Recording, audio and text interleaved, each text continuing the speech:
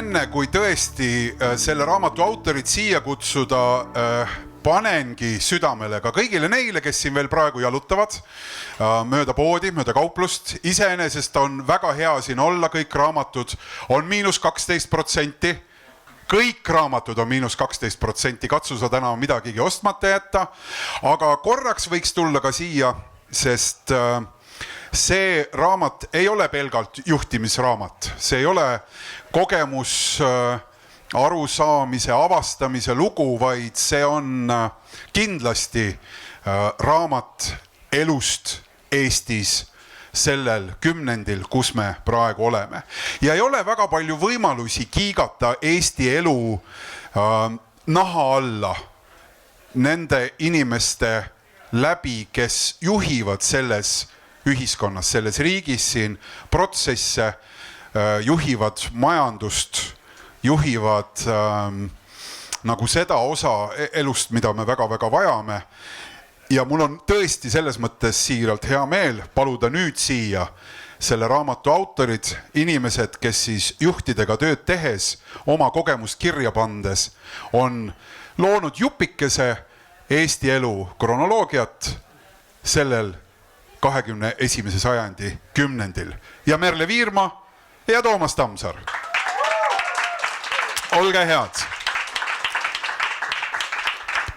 Leppisime kokku, et Merle siin nii-öelda valgus südamesse ja Toomas, sulle see või see, kumba tahad?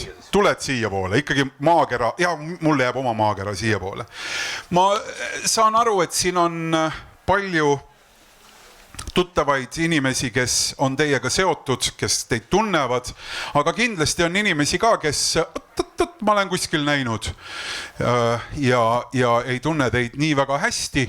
Nagu ühe asjana, mis ma tahan veel siia enne, kui rohkem teie jutt hakkab siin kehtima selles ruumis, öelda, et te olete ilmselgelt nagu inimesed. Muul moel ei saa teha midagi, mis on nagu coaching või see teie igapäeva töö. Kui te kohtute mõne täiesti võõra inimesega, ja elus ikka tuleb sellist ette, isegi kui sa tunned Eestis peaaegu kõiki, nii nagu teil on, eks ju, siis kuidas te ennast tutvustate, kui on vaja öelda, et mis ma teen? Tere, mina olen Toomas, tere, mina olen Merle, siis mis? Ma olen... Räägi hästi mikrofoni sisse, muidu keegi ei kuule sind. On nüüd kosta, jah? Nüüd on kosta. Et ma olen... Lähemale ikkagi. Okei, et ma olen ema, naine. Sa ütled, tere Merle, ma olen ema. Jah, kui ma peaks ennast tutvustama, et see on esimene roll, ma loodan, et mu Tristan on siin kuskil või hilineb natuke nagu tavaliselt. Nii palju siis sellest kohe praegu Tristan, pidid sa seda tegema? Või siis teisalt jah, et selles rollis siin ma olen juhtimiscoach enne kõike, olen siis EBS-is peamiselt, head kolleegid siin, erinevate coachingu programmide juht, erinevate leadership programmide vedaja ja team coach veel, kostub, et ma olen ikka niisugune normaalne portfoolio karjääri esindaja. Teen paljusid asju. See on nii tore, et sa suutsid ka portfoolio karjääri siia sisse ära panna, eks ju. See on väga tore. Toomas, kuidas sa tutvustad ennast? Nagu nii pikalt, meile võttis praegu nagu põhjalikult ära rääkida, eks ju, aga ma arvan, et sa ei ütle nii palju tavaliselt. Sa ütled midagi üks või kaks asja, eriti kui sa haistad, et siin võiks olla see võimalus koostööks olemas. Mis sa siis ütled? See on nii hea küsimus selles mõttes, et ma ka alustan tihti sellega, et ma olen juhtide ja meeskondade coach. Ja siis tuleb kohe, mis asi? Et enamus tegelikult inimesi väga hästi ei tea, mis see tähendab. Et ja siis pead olema kohe valmis seal tegema seda siis, mis ta on siis see... Hästi mikrofoni sisse. Jah, et seda lifti selgitust, et siis seletame kohe minuti või 2 jooksul, mis see siis tähendab tegelikult. Ehk siis ma ütlen tihti, et ma töötan juhtidega, ma olen arengupartner, mis iganes, püüad eesti keeles seletada. Arengupartner, juhtide koolitaja.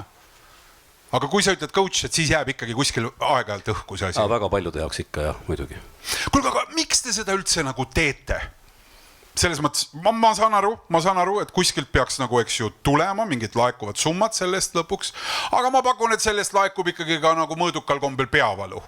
Eks, et need inimeste mured, jagatud mured saavad sinu mureks.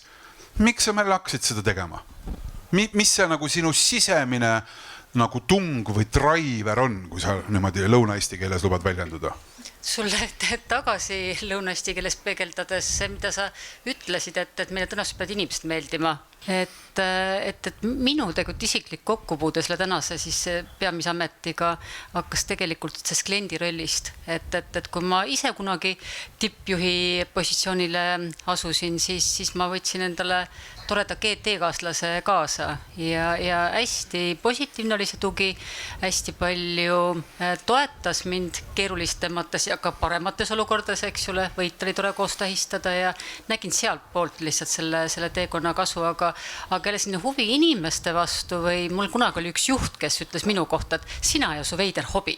Et see veider hobi oli siis sellele coaching ja psühholoogia ka, et mis mulle nagu juhina ka võib-olla keskmisest tegelast rohkem korda läksid. Toomas, miks sa teed seda?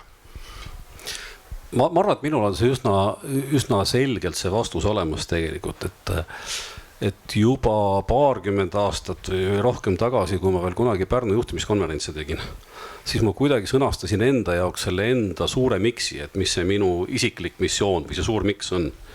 Ja ma mõtlesin sellest samamoodi, et nagu Jaanek enne rääkis, et ma sõnastasin selle nii, et Eestis oleks paremad juhid. Sama mõttega tegin neid juhtimiskonverentse ja tegelikult sama mõttega teen seda tänast tööd.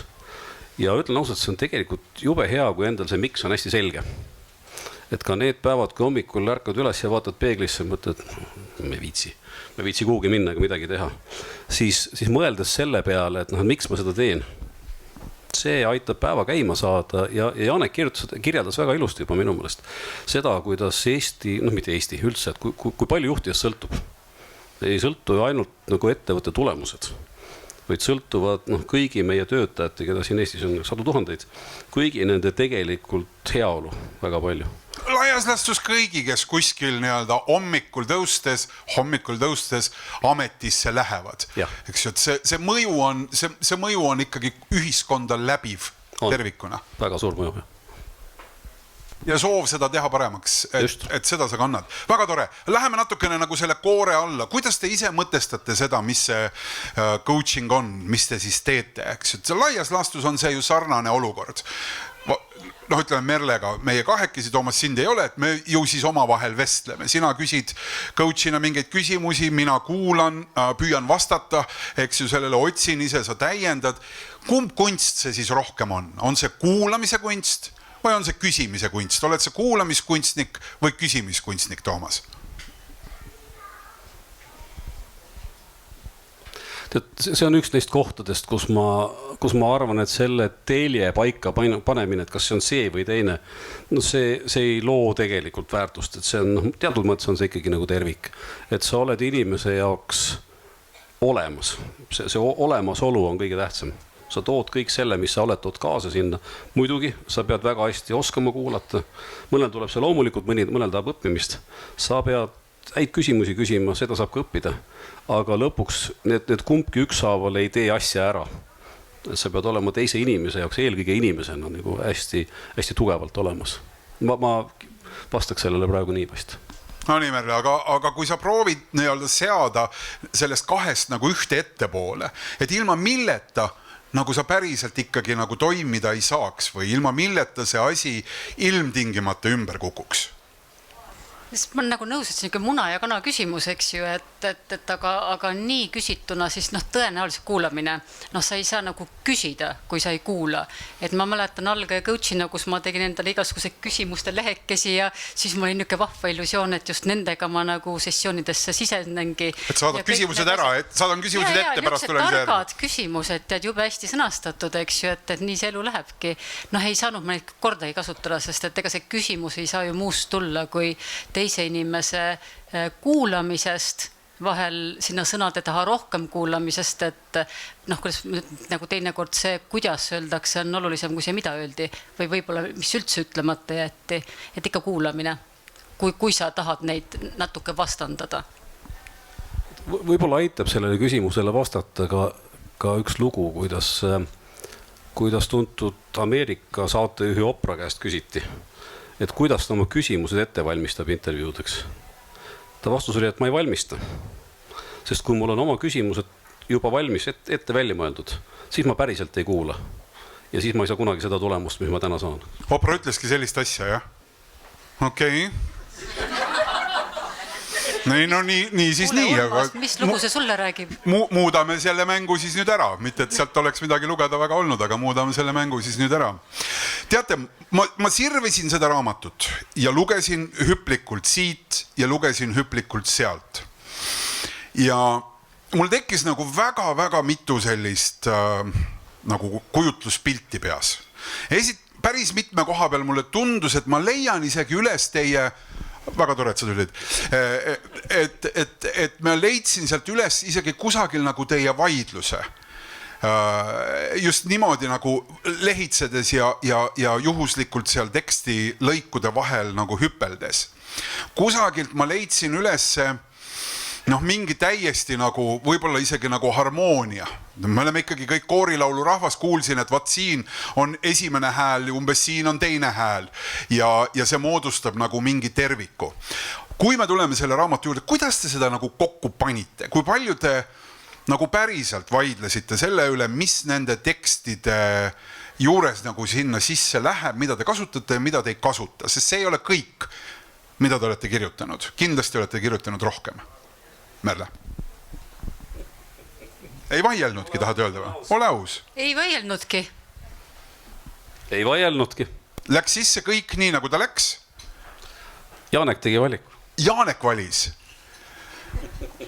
Miks sa seal seisad üldse? Praegu tunneb, et tegelikult peaks Jaanek ka siin juures olema, eks, et mille järgi ta valis. Okei, aga keerame selle küsimuse teistmoodi või teisipidi, et mis on need tekstid, mille üle või need mõtted kuskilt suuremate tekstide sees, mille sisse minemise üle, ma ei tea, kas te olete nagu hea tunne või hea meel, et Janek need valis, aga mis on teie jaoks tähenduslikud? Toomas, alustame sinust. Et just see on siin praegu 2024 aasta lõpus oluline Eesti elu kontekstis tekst. Esimesena ma nimetaks artiklit Ei ole maad vanadele juhtidele. Ja selle loo taust on see, et ikkagi väga paljud minu põlvkonna ja minust ka natuke vanemad juhid hakkavad jääma turul tegelikult üle. Ehk et 50ndate teises pooles ja 60ndates juhte uutel juhikonkurssidel tihti enam ei valita. Valitakse 30ndates, 40ndates. Ja seda küsimust on mul palju küsitud, et millal siis see õige aeg läbi saab või millal see nii-öelda best before käes on. Ja see sundis mind mõtlema ja minu jaoks see vastus oli lõpuks see, et sellel hetkel, kui juht ütleb, et ma ei pea enam õppima. Ma tean, kuidas see juhtimise värk käib. Vot sellel hetkel on best before käes. Ma ei tea, Merle, kas sa tunned seda tunnet, mille ma kohe püüan sulle omistada? Ma mõtlen, et sa võiksid seda juttu kuulates mõelda umbes, et kuule Toomas, nuta mulle jõgi. Ma olen 10 aastat või natukene rohkem tegelenud naisjuhtide probleemiga ja naisjuhid tunnevad ennast põhimõtteliselt ükskõik mis vanuses olles täis elujõus umbes samamoodi nagu tunnevad vanad meesjuhid, et kusagil läheb väga raskeks ja kusagil ei võeta omaks või ei võeta vedu. Et on see nii, nagu ma sõnastan, et naisjuhtidel Eestis on raskem saada meeste vahele, jõuda meeste kõrvale?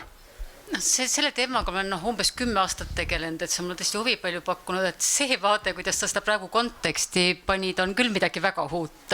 Et huvitav, et võiks isegi öelda mõnes mõttes paradoksaalselt täiesti tagurpidi, et kui ma selle teemale nagu vaatan, siis üks koht, kus tõesti objektiivselt ja seda hästi palju uuringut toetavad ja mis on nagu näha, on just vastupidi noored naisjuhid, eks ju, kellel siis need väljakutsed on kõige suuremad, et ma alati mõtlen, mitte alati, see on mul üks viimase ja taipamisi, et kui ma kuidagi kõige rohkem saaks mõjutada seda, et need naised, kes tahavad karjääriredelil ronida, seda saaks teha, et siis just noori naisi toetades, sest selle esimesel paaril aastal, kus nemad sellele turule satuvad, et siis vastupidiselt meestele nad korraks mitte isegi ei seisma, ei lähe edasi, vaid 8 aastaks umbes nagu see enesekindlus ja ronimise koht nagu ronivad allapoole. Ma seda ju mõtlengi, et Eestis on see väga raske teha, nii?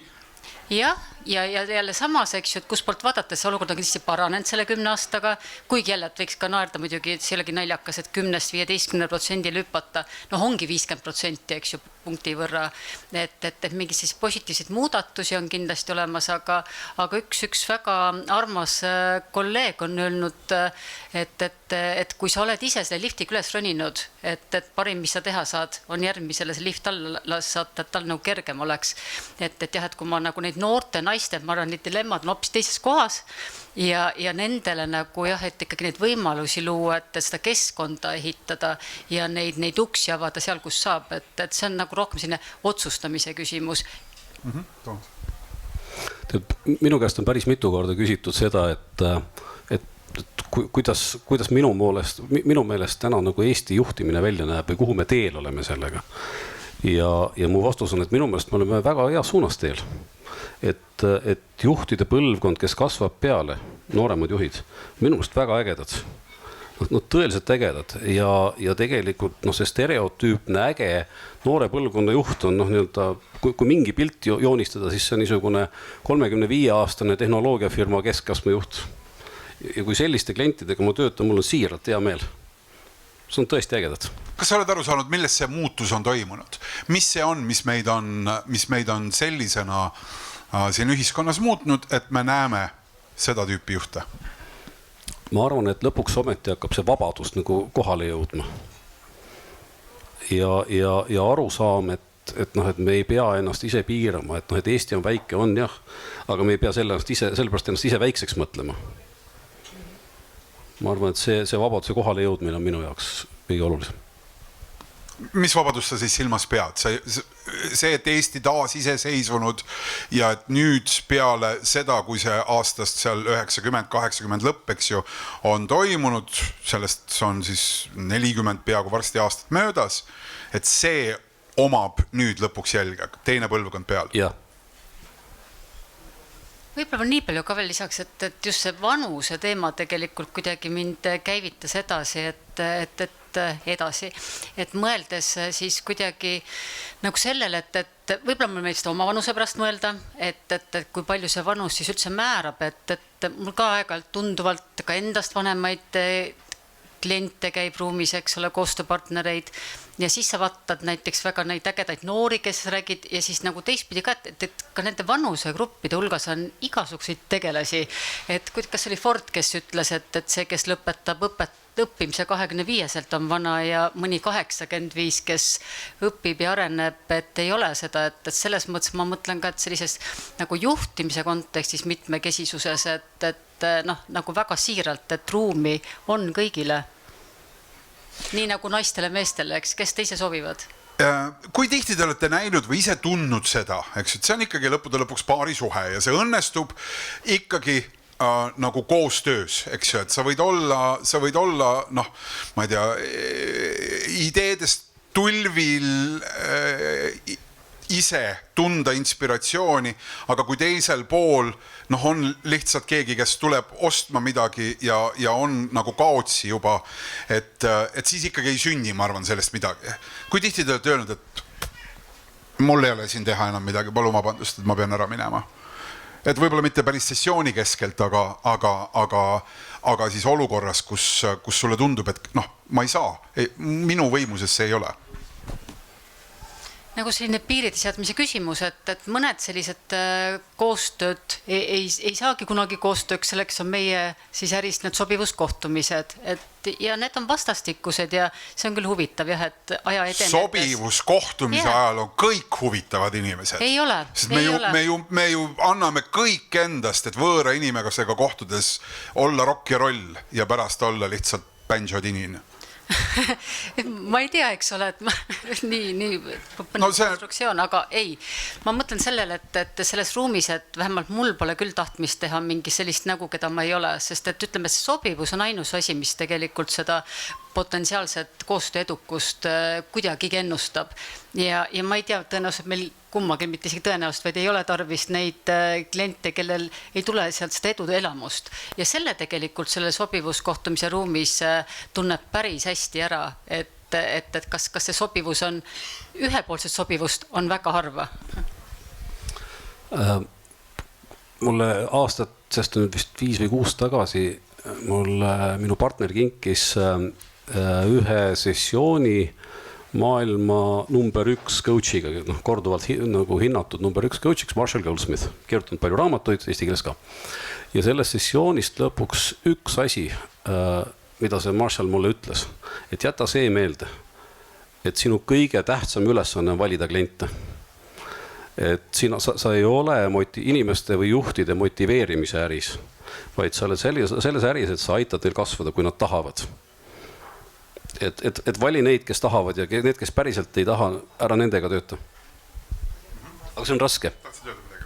Ja lihtsalt seda, et üldiselt meie ruumidesse, ma arvan, et ei satu neid tegelasi ka väga, kelle endal motivatsiooni ei ole, sest kõigi inimeste aeg, eks ju, raha, ressursid, et võib-olla harvem ja neid, tõesti nagu mingisuguse programmid, kus keegi ettevõte on, eks ju, kokku leppinud nendes midagi, see on justkui näiliselt tasuta, aga need programmid ka, et nad ikkagi, need on küll need kohad olnud, kus mõnes kohas nagu suhteliselt ühel ajal leitakse, et see võib-olla ei ole kõige parem meetod. Mis see on siis, mille pärast Eesti juhid 2024 muretsevad või mis nende koormus on, mis on nende raskus nende seljakotis, mida te püüate siis lahti harutada ja vabastada neid sellest koormast? Ma ei tea, ma arvan, et me võime siin korda mööda pakkuda neid, eks, et need kõige suuremad teemad, võib-olla on niimoodi, et tuleb eristada, et millised on kõige sagedasemad teemad ja millised on need kõige raskemad kivid seal seljakotis. Et ma arvan, kui alustada sellest lihtsamast, mis on kõige sagedasemad, et siis need on tegelikult oma aja ja prioriteetide juhtimise küsimus ja teiseks oma inimestega hakkama saamise küsimus. Ja kui ma võtaks, et mis see kõige raskem on, siis on minu arvates see, et mida ma tegelikult oma elust tahan. Et need samad minu poolest 46-aastane inimene on samamoodi selle küsimuse ees, nagu noor inimene, kes lõpetab kooli ja peab tegema valikuid, et mida ma õppima lähen. Eks? Ainult selle vahega, et sellel 20 või 19-aastasel on veel väga palju aega oma valikuid puuta, sel, kes on 46, tal on see tunne, et ma väga palju enam ei jõua neid muuta. Ja see, et ma olen olnud, tegelikult meie juurde jõuavad valdavalt edukad inimesed. See edu mõnes mõttes ka tegelikult pärsib. Latt on kõrgel ja need on rasked otsused, mida ma oma elus tahan. Ja ma siin võib-olla juurde lisaks, et juhid nagu kõik teised inimesed, eks ju, et see keskkond praegu on ikkagi hästi palju määramatust, keerulisust, eks, et korraga on sul jalg gaasipedalile piduril, et selline autopiloot on kadunud kuhugi ja kuidagi niisuguse paradoks on palju absurdsust, et ma paradokstal mõtlen, et kuidagi lihtsaid vastuseid see või teine, väga tihti mõlemad ja hästi toetav, mis Toomas ka just ütles, et ja sellises segaduses ja keerulisuses kuidagi otsitakse ikkagi väga palju lahendusi suuremast pildist, eks ju, oma tähenduse teemasid. Aga teisalt ma vaatan ka niisuguste ärevuse teemasid on tegelikult väga palju ja see on jälle paradoksaalne teema, et kuidas selle ärevusega toime tulla, ka nii, et sa kõiki neid ärevusi nuppe, eks ju, maha ei lükka, et sealt tuleb kasv, aga jälle see negatiivne ärevus, rasked suhted, mis praegu nagu kuidagi ruumis väga palju. Mis tähendab rasked suhted? Keerulised suhted inimesel, mis on nagu oma meeskonnaga, võib-olla teistpidi siis juht on ju nagu nii mitmes rollis, et vaadates näoga ühelt poolt nagu omaniku poole, oma meeskonna poole, seal selle tango leidmineks, et rasked suhted, kui ajad on rasked ja keerulised, närvilisust on keskmisest rohkem, siis see mõjutab kõik inimesi, mitte ainult juhte. Kui lihtne neid asju nagu päriselt üles leida on teil, et ma saan aru, et jälle et seal on mingid meetodid, eks ju, mida oskavad maailma parimad teha, aga ikkagi nii nagu sa ütlesid, et ma ei saa minna nende valmis küsimuskaartidega, et inimesed on ju nutikad, pagan võtaks, nad ju ka ise endale ajavad sellist käojaani, et hoia ja keela, eks ju, et mõnikord isegi ajakirjandus jääb neid uskuma, selline oli, et näha nagu päriselt ära, et mis sul selle taga on. Ta ise ei pruugi ju sellest isegi aru saada või ei saagi aru, sest vastasel juhul ta ju ei küsiks seda abi. Mis see sinu jaoks nagu see töötav nõks on, kus sa saad aru, et kas me nüüd räägime päriselt või ei räägi päriselt? No siin parafraseerides kohe, et ma näeks siin tunne ja kuulan sind, et mingi käojaani ajad mulle, et mis see päris teema on, Urmas? No, see on väga hea küsimus, ära nüüd siin ründa niimoodi. Ehk sa ütled ka sellisena täiesti sirgjooneliselt ja kuidagi otse? Kui selline kokkulepe on. Toomas? No, täpselt sama, et ma ei tea, kas ma küsin, et sa ajad mulle käojaani, aga ma ütlen, et ma ei saa aru. Ütle mulle, mis sul nagu päris asi on. Ja siis sa pead suutma selle üles leida, selle mehisuse, et nagu püsida seal, sest mugavam on lasta lobiseda tegelikult. Ja siis ma vaatan aeg-ajalt seda sinu ameti vendi, eks ole, kes lasevad lobiseda ekraanil ja ei sekku, et mis see tuum on?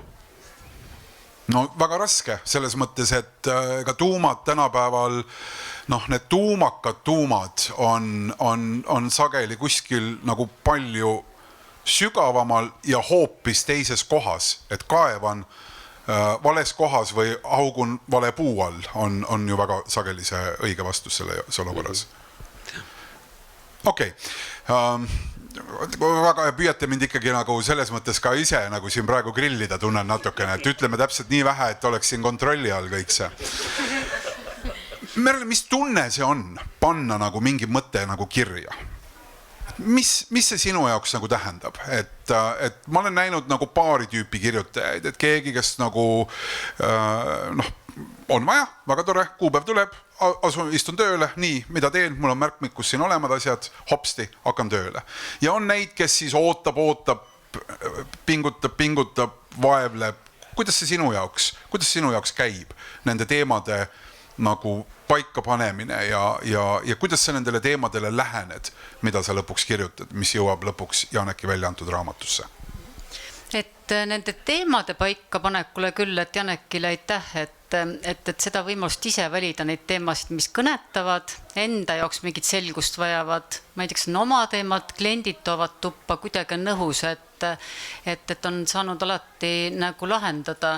Ma ütlen ausalt, et ma ei kirjuta kiiresti, et mul see seedimisaeg tegelikult on vajalik, et ka puhas privileeg, et sel teemal ma ikkagi endale taustaden rohkem selgeks, kui ma sel hetkel, kui see vajadus tekib, tean ja puhas rõõm. Täna vist ei ole siin Janarit ja Kairet, aga neid ma olen nimeliselt tänanud, aga kui paljusid teisi võiks ja peaks tänama, kelle vestlustest nendel teemadel, et ma olen ikkagi alati, see on nagu tõesti suur rõõm olnud neid kohtumisi paluda, kutsuda ja rääkida nendel teemadel, sest kuidagi jah, nagu eri kandist asjadele, see on meie töös selline hästi loomulik viis, eks ole, et kui mingi väljakutse on sõnastatud, püüda nagu väga erinevast kandist talle läheneda ja küsida võib-olla erinevast kandist, mitte otse selle väljakutse peale, et see on minu protsess, aga ütlen ausalt, et selles kohas ma väga edasi lükka ja viimasele hetkel ei ole.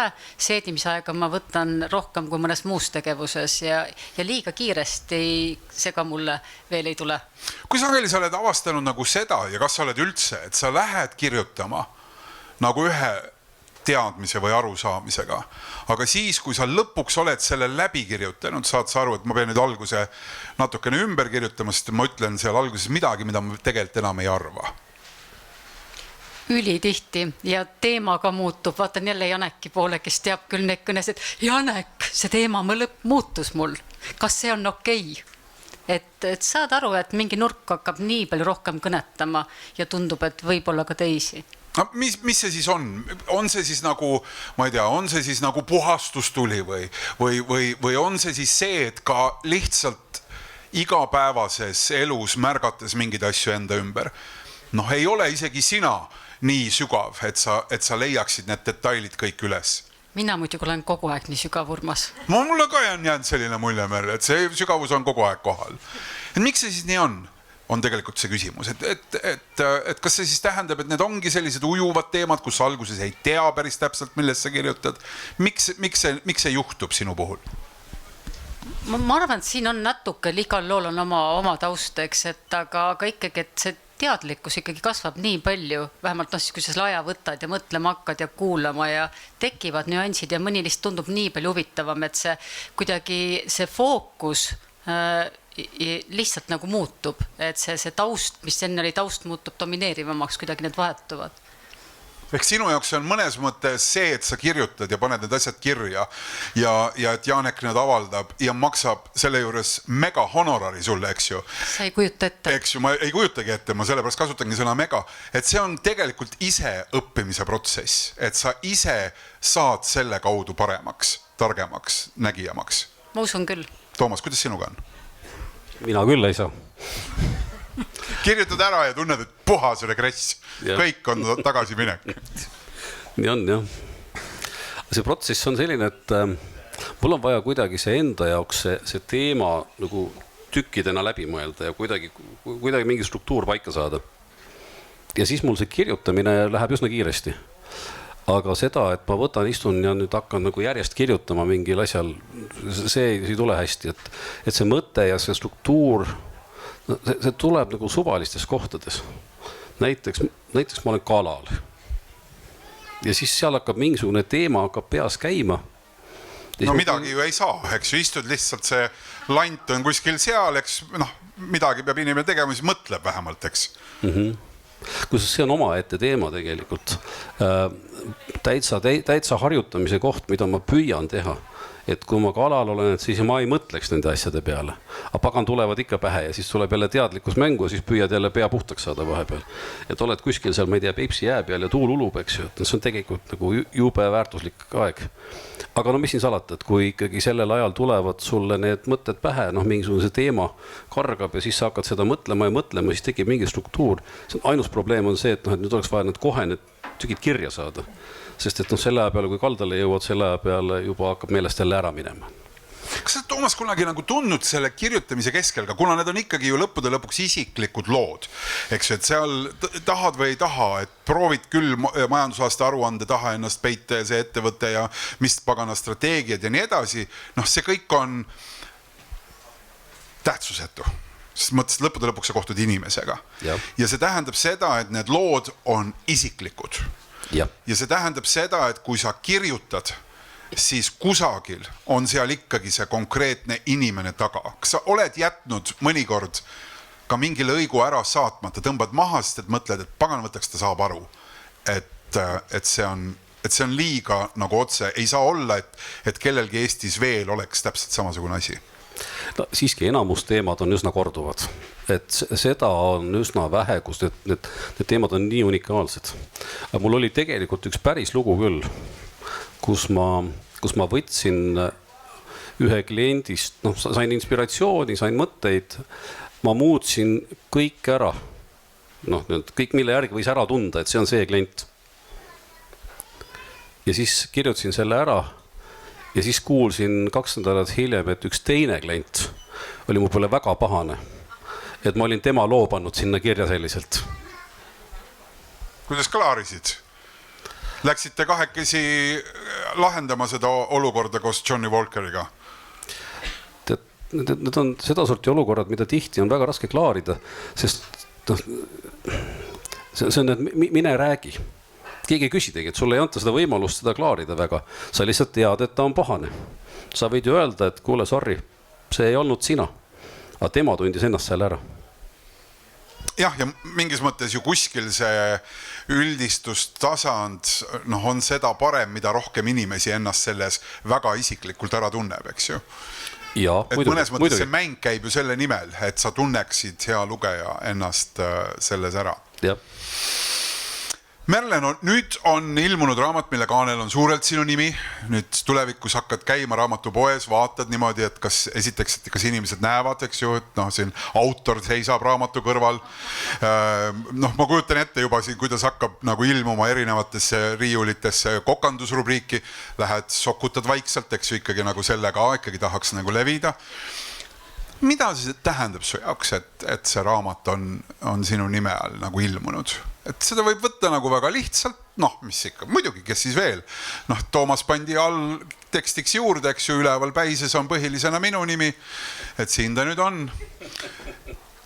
Väga huvitav küsimus, aga Mida see sinu jaoks tähendab, et sa sellise väga palju kaante valid? tähendab, on aus vastus ja ilmselgelt tähendab see mulle väga palju, et me oleme Toomasega koos selle raamatu autorid, Miks see sulle tähtis on?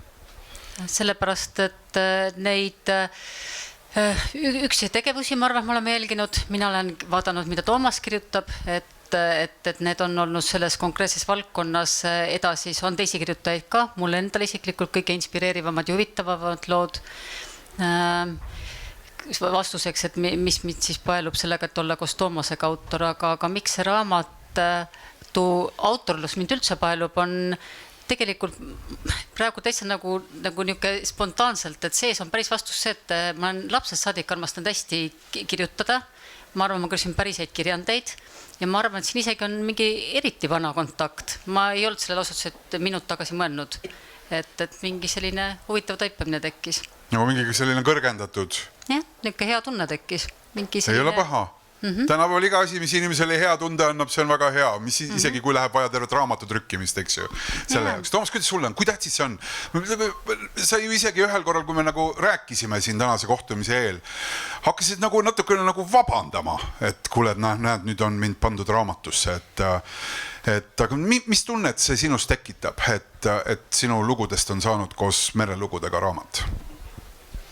Ma arvan, et esimene märksõna on aukartus. Et raamatud olid kodus väga tähtsal kohal. Raamatuid olen lugenud, raamat on hästi suur vastutus.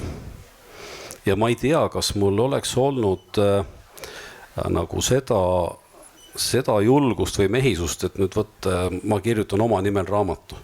Ma usun seda, et on palju inimesi kirjutanud raamatu, kellest ma kirjutaks võib-olla paremini küll. Võib-olla küll. Aga seda, et mul on nüüd nii palju öelda kõigile neile inimestele, et ma võtan ja kirjutan raamatu. Mulle tundub, et see on nii suur vastutus. Et see tuli kuidagi järsku nii kätte, et Janek tegi selle ära. Ja siis tundus, et kas ma olen nüüd siis selle ära teeninud kuidagi või selline, kui sa viitasid minu mingile vähekest vabandavale toonile, ma arvan, et see oli see, mis minus kõneles, see aukartus raamatu kui formaadi ees. Kuidas sa coach'ina seda olukorda lahendaksid, et inimene siin nüüd hoiab tagasi niimoodi, mis mina nüüd, et ega siis nagu, las ma nüüd ikka olen taustal, et kuidas sa sellest olukorrast seda välja aitaksid? Mis sa arvad? Ei, mina ei tea midagi. Eesti parimad istuvad mu vastas, mida minul on arvata siin. Mida sa selle peale küsiksid ta käest coach'ina? Selle peale konkreetselt, et ta tõmbab niimoodi tagasi, ise on Eesti üks parimaid, eks ju, hakkab nüüd rääkima, meil olid kodus raamatud, küll need olid tähtsad, eks ju, mis nüüd mina siin, eks õnneks Merle oli ka ja Janek pani kokku ja kuidas sa sellist inimest tema olukorrast välja aitad? Kui ta on abi küsinud, alguseks võiks ju küsida, et kus sa seda veel teed?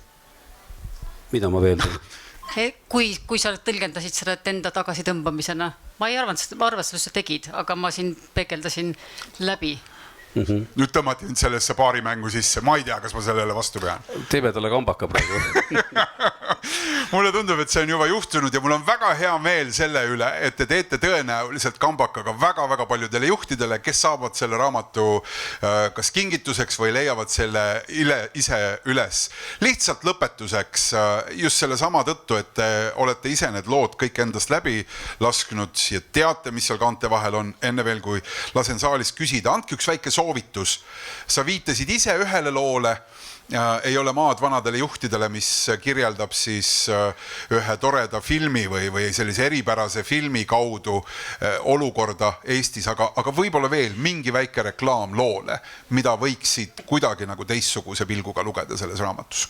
Merle, sina kõigepealt. Ma arvan, et üks tore lugu on võib-olla isegi üks esimesi, pigem ei. Ju ma seda kirjutasin endale, kuidas õppida mitte kogu aeg jah ütlema, ei ütlema ja selle võrra tuli ehk päris hea välja. Ma tean, et lugejad on armastanud, kuna ma olen ju see statistika küsija. Janek, nüüd ma hakkan iga kord sul küsima, et iga kuu alguses, kuidas raamatul läheb.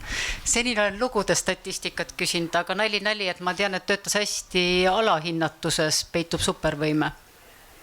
Ja üks huvitav trikk on, vaat see on küll naljakas asi, et need asjad, mis endale tunduvad vahel korda läinud ja sellised head lood ei pruugi sellega seoses olla, mida teised loevad. Ja selline tunne vahel, et mis on nagu keerulisemalt sündinud, võib osutuda edukamaks. Et see oli nüüd küll mingi veider poodsaak, aga näed, inimestele läks väga-väga korda.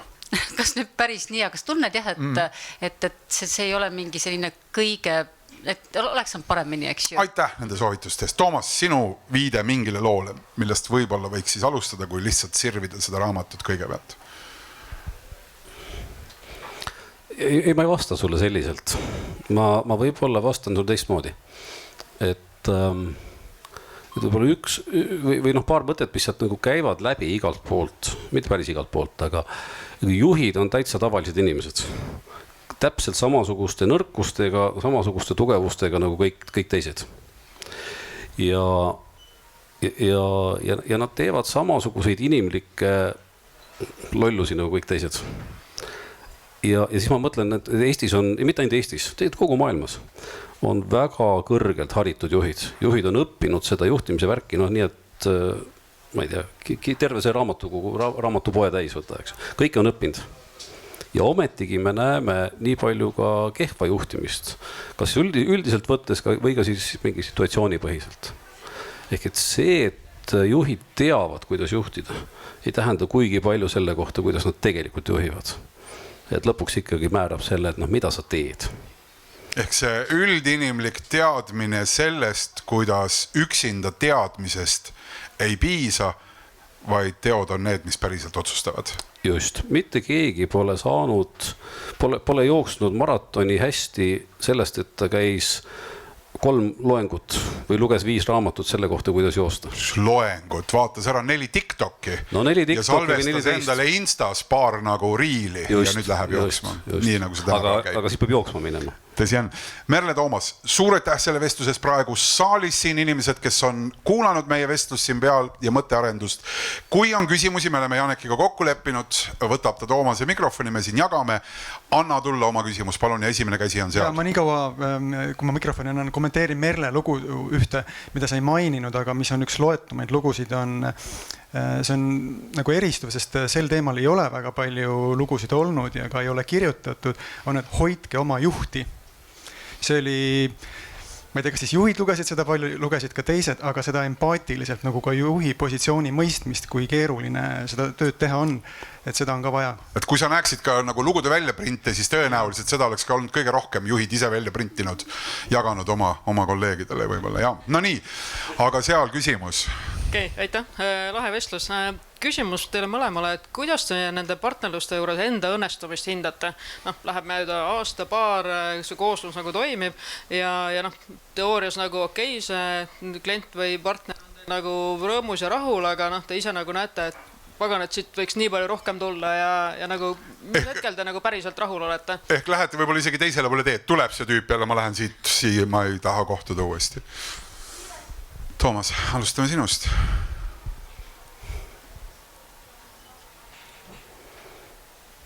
Ja ma mõtlen selle peale, selle küsimuse peale, et see on jah, on küll niimoodi, et sa mõtled, kui see suhe on ju ajaliselt piiratud, et oletame, et töötad aasta aega ja mõtled selle inimese peale, kuhu ta jõudis ja siis selle juures nagu kui tekib see tunne, et tahaks midagi arvata, kuhu ta oleks pidanud jõudma, siis ütled endale, et stopp. Et see tegelikult ei ole minu asi.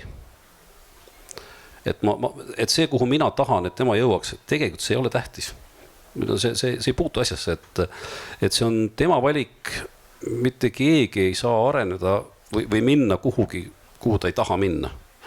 Ja tegelikult see on üks asju, mida me ju tegelikult coachidena õpime õige kiiresti, et unustama hinnangud ära. Ja see, kuhu tema peaks jõudma, see on tegelikult juba meie hinnang. Et siis tuleb ennast korrale kutsuda lihtsalt sellega. Mõnikord oled ikkagi vaadanud, minu kutt. Ai, seda muidugi. Ja mida kõrgema rankinguga juhtnu, seda parem tunne on, eks ju. Kui kõrgele kõige kõrgema jõudnud on? Aga ma ei ütle sulle. No seda ma kärtsin. Merle, kuidas sina? täiesti nõus, et see tõekriteerium on küll ainult klient ise, et mida ma ruumis saan teha väljakutset tõsta, eks ole, et ma arvan tõesti, et sa oled rohkemaks võimeline ja ka see on ikka kokkuleppeline küsimus ja maitse küsimus, aga see, kuhu keegi, ühesõnaga, et ma mitte mingil juhul ei muutuks mingiks järgmiseks ootuseks, tähendab selleks, kelle ootustele vastata seal ruumis, et jah. Aitäh, väga tore küsimus.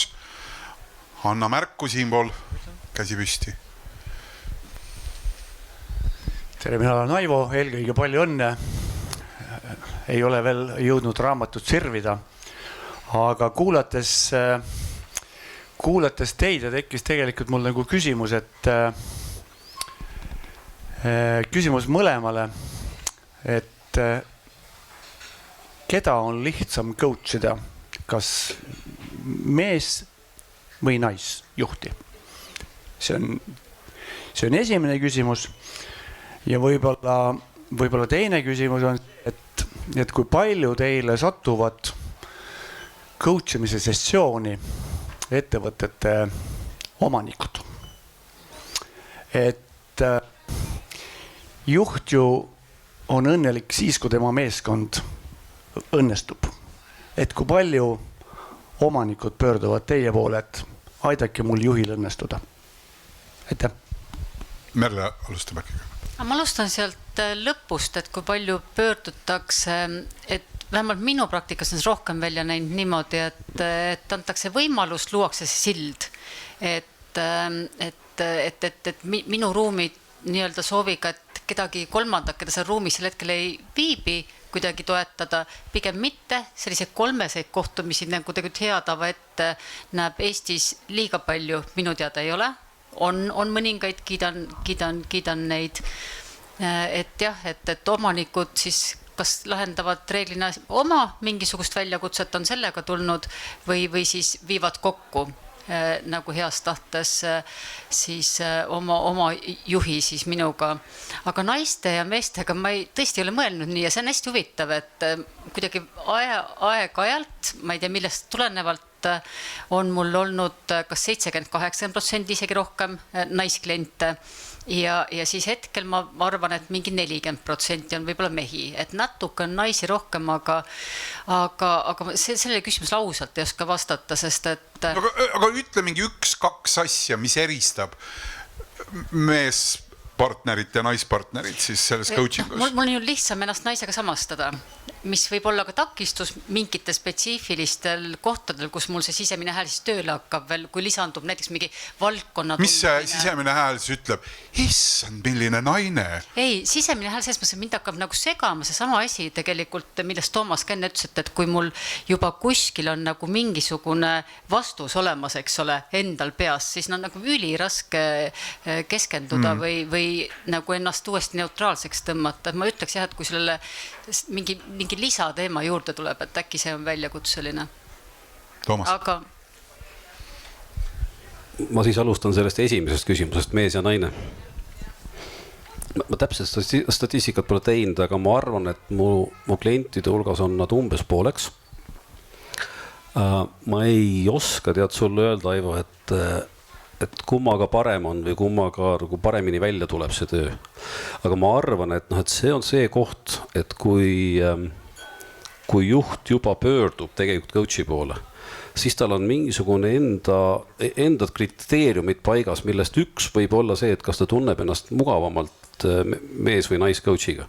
Mõnel on parem olla samast soost ja mõnel on mugavam olla tegelikult vastassoost coachiga. Ja kui nad juba tulevad meie juurde, nemad on selle valiku selles mõttes teinud. Ja mina ei oska öelda, et mul oleks tegelikult mingit erinevust. Nüüd, mis puudutab omanikke, üsna harva juhtub seda, et omanik pöördub minu poole, et aita mu juhti, mis on mõnes mõttes igati okei, et kui see juht tuleb ise, et kuule, ma tahaksin, ja me räägime sõna aitamine just kui nagu sel juhil oleks midagi viga või et oleks hädas, tegelikult suur osa sellest tööst on selline, et sa aitad tal areneda, mitte ei ole see, et tule mulle appi, et tal on midagi viga, eks. Et kui keegi tuleb, et kuule, et mul on selline inimene, et aitada korda teha mul. Sellised on olnud, on küll. No siis on vastus suhteliselt lihtne, et see ei tööta, eks ju. Aga omanikke ise klientide hulgas on suhteliselt vähem. kas neid võiks olla rohkem? Ma arvan, et võiks olla rohkem. Ja millegipärast, kui sa, Aivo, seda küsimust esitasid, mul tuli silma ette see viimaste nädalate trall riigi äriühingute ümber, kus siis poliitikud ja nii-öelda riik võtab nüüd arvata, kuidas kõik seal on juhtimis halvasti. Ja kuidagi see sama tunne tuli, et kui nüüd omanik ütleb, et tee nüüd ära, et mul on seal juhiga midagi kehvasti, eks ju. Et tegelikult on vaja igal juhil või omanikul toetada, eks ju, oma juhte õigel hetkel. Ma ei tea, miks see seos mul tekkis, kui sind kuulatas, aga kuidagi ta tekkis. Et samamoodi nagu omanik peab juhti toetama, tegelikult peaks riik olema õigel ajal seal, et nende firmade juhtimist positiivselt toetada ja käiakäiku jälgida, mitte siis, kui tundub, et nüüd on mingi jama ja nüüd me hüppame sisse ja hakkame paugutama siin. Üks väike lisateema tekkis huvitav mõte sellest nais-mees küsimuse kohta, et hea kolleeg Ester istub siin, kes on ju female leadershipi väga-väga tugev kõneleja Eestis, et mingil hetkel, kui ma female leadershipis paaris podcastis 5 aastat tagasi käisin rääkimas, siis see oli hästi huvitav. Selle järgselt tuli mul tuppa mitu noort meesjuhti, kel ma küsisin, et ikka küsida, et kus sul see idee või kontakt või mõte tekkis, et kuulasin seda podcasti. Ma saan et sellest female leadershipist või hea, väga huvitav, mul tundus, et meil võib klappida. Et selline avatud ja huvitav kontakt. Rääkisid hästi naistest, noori mehi huvitab. Et mingi täitsa selline otsene paralleel täitsa olemas. Väga hea. Kas veel? Ütleme nii, et täpselt selle ühe küsimuse saame veel võtta ja siis on aeg juba otse küsimusteks ja vestlusteks siin autogrammi laua taga. Tere, olen Kristina ja aitäh, väga huvitav on olnud esitlus ja esinejad mõlemad, ka kolmas. Aitäh. Me leppisime kokku selle niimoodi. Et võib-olla selline väike küsimus, kui see on väike vastus. Et mis on raamatu pealkirja lugu, mis selle taga on? Palun mulle üks sõbralik müks, ütleme selle veel korra siis ära, on selle raamatu pealkiri. Ja armas Kristiina, nagu ma oleks kokku leppinud, mida me ei ole teinud, et Kristiina on tegelikult praegu EBS-i coachingu programmis tudeng ja üleeile oli meil 3. moodul, nüüd hakkas õpetaminust tööle, kus me rääkisime siis erinevatest coachimistiilidest ja väljakutsuvast coachingust ja tegelikult see on tegelikult siis palun mulle üks sõbralik müks on paralleel siis tegelikult sellest samast mudelist, et see koht, kus siis väljakutse on hästi kõrge, seal peab olema ka väga tugev tugi või siis tagurpidi, niisugune loving boot, ilus eesti keel, eks ole. Lõuna-Eestist jälle. Jah, et reeglina selles coachingu koostöös Lõuna-Eestist jälle, et parim, mida sa saad oma kliendile tegelikult pakkuda või parim tugi on väljakutse, aga see sõbralik müks jah, et aga see tugi peab seal olema hea, kui väljakutse on tugev. Tahad juurde panna, Toomas, midagi? Ma ei teadnud, kuidas see pealkiri sündis. Selge. Aga nüüd sa said ilusasti vastus ja Merle rääkis selle loo ära. Hea vaataja, kes sa vaatad seda videost, aga eelkõige head vaatajad, kes te olite siin täna Rahva Raamatus, on suur heameel, et 10. on siis edasi raamatusarjas näinud ilmavalgust raamat pealkirjaga Palun mulle üks sõbralik müks, mille autorid Merle Viirma, Toomas Tamsar. Edu raamatule, edu teile! Aitäh! Aitäh!